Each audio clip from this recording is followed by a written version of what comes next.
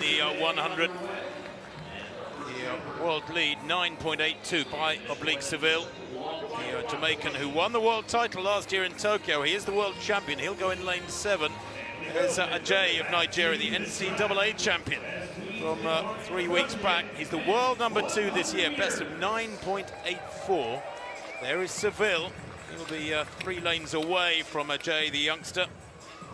Seville is the fastest in the world this year with 9.82. That was in Kingston, Jamaica. It wasn't close. I think the thing, Tim, you know, we kind of look at some of these sprint times sometimes. Oh, in Lexington, fine, but let's come and see you do it in the Diamond League. Well, he's just done it. He's equalled the time that he did in Lexington on a big stage against top athletes here.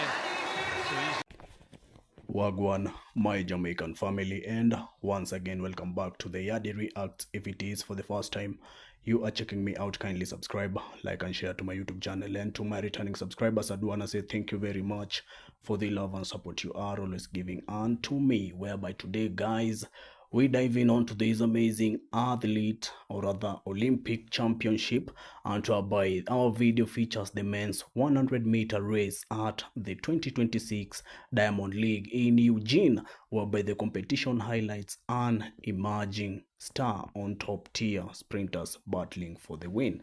Whereby, just to shift in on to the highlights, the winner, Nigerian sprinter Kayin Sola Ajay, secured a brilliant victory with a time of 9.84, equaling his national record, whereby the performance, despite facing world-class competition, Ajay demonstrated explosive power in his first few strides and maintained his lead throughout the race, leaving established names like world champion Oblique Seville behind. We have got the top finisher, whereby Kayin Sola Ajay from Nigeria took the first position with 9.84 seconds, and Oblique Seville from Jamaica took the second position with 9.89 seconds. Christian Coleman from United States of America with 9.95 seconds took the third position. Kenneth Bednarek from United States took the fourth position with 9.96 seconds.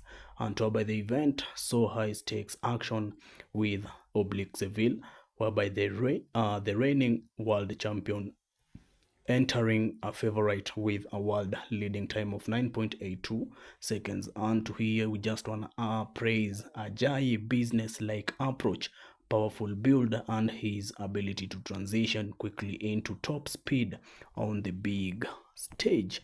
And just to dive in on to some few questions, how does Ajay, or rather Ajay, start his race? Sorry. And according to the video, Kayin Sola Ajay start is characterized by the following. One of them is the efficient acceleration, while his reaction time out of the block is not necessarily the fastest compared to others. He makes up for it immediately with his first 3 or 4 strides. There is the quick transition, whereby he is noted for his ability to get into his running rhythm very quickly, transitioning smoothly into his top speed. And there is the powerful build, whereby the highlights his powerful business-like running style featuring high knees, allowing him to rapidly leave opponents behind in the early stages of the race. And in it again, why did the race announcers like AJ? The race announcers were highly impressed by Kayin Sola Ajay for several key reasons throughout the broadcast, whereby dominant performance on a big stage. Here the commentators praised him for delivering an elite performance in the Diamond League, whereby successfully handling a major defeat to the reigning world champion Oblique Seville. Exceptional mechanics is another point, whereby here it is highlighted that his business-like approach and powerful physical build, specifically they noted his efficient use of high knees and his ability to transition from his start into top speed extremely smooth. and there is the explosive acceleration. While they noted his reaction time wasn't necessarily the fastest, they were impressed by how he left opponents for dead within the first 40 minutes by utilizing his first few strides to gain significant momentum. And the consistency and potential. Here the announcers emphasize that he is a rising talent who has it all.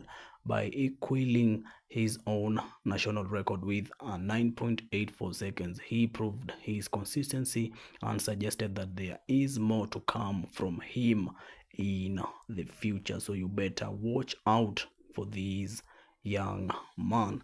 And here you may be asking yourself, how did lane placement affect the race? Here the commentator specifically addressed lane placement as a factor in the outcome, whereby they expressed the view that the race might have been even more competitive had the primary rivals Sola, Ajayi and Oblique Seville been placed in adjacent lanes. And because they were separated by 3 lanes, the announcers felt Seville did not have enough time or the proper view to react to Ajayi's explosive start once he realized how well the Nigerian sprinter was becoming. As we know, Oblique Seville from Jamaica is one of the greatest sprinters that have emerged and currently is known.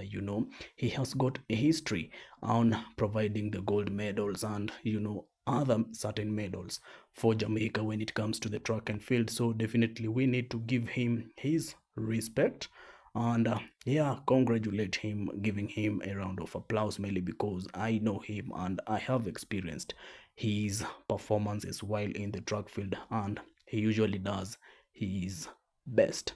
So guys, that leads us to the end of the video. If you have enjoyed, I've enjoyed the same way.